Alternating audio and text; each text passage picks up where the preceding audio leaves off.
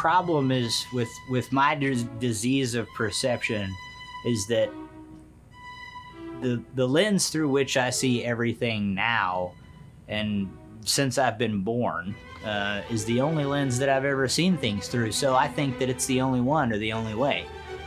So there's a little part of my brain that says, you know, what if this is just one big broadcast into my brain? Like, who's to say?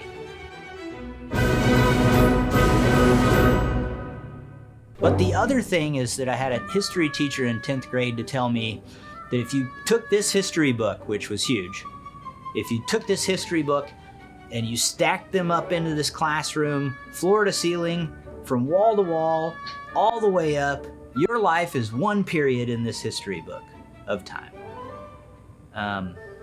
He also said that you're one loogie in the sea of time. You know, and it just like, I always remember that, which, listen, any alcoholic that's kind of like earned their spot is definitely gonna bristle when I say that. Like, you're not a big deal.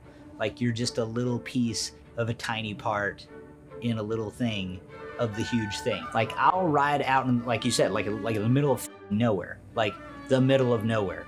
Like, I don't know if you've ever been on the stretch of the interstate that goes through South Dakota, but there ain't shit between like Sturgis, South Dakota and Cedar Falls, right? So it's like an entire state of not a goddamn thing. And so like, if you get a hotel that's in the middle of the state, it's 6 or 8 hours away from anything, and they charge like $300 a night, because what are you gonna do? Go somewhere else?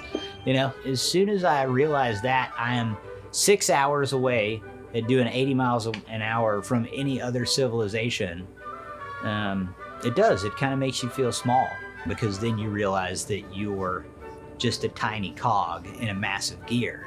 And not like a small in like a belittling way, but like small in a like, you know, again, there are no big deals kind of way. Like, it doesn't matter. Like, worst case scenario, like you name it. Worst case scenario, no big deal. You know, like it's, you know, I'm hauling ass across the freeway, Buffalo walks out, I'm smoked. Like, but I didn't think about like, okay, there could be this 900-pound thing that just steps in front of me in the dark. It's not the fear of what if, it's in that moment when you're like, damn, this is shit. You know, like, this is amazing. Sorry, I got shrill.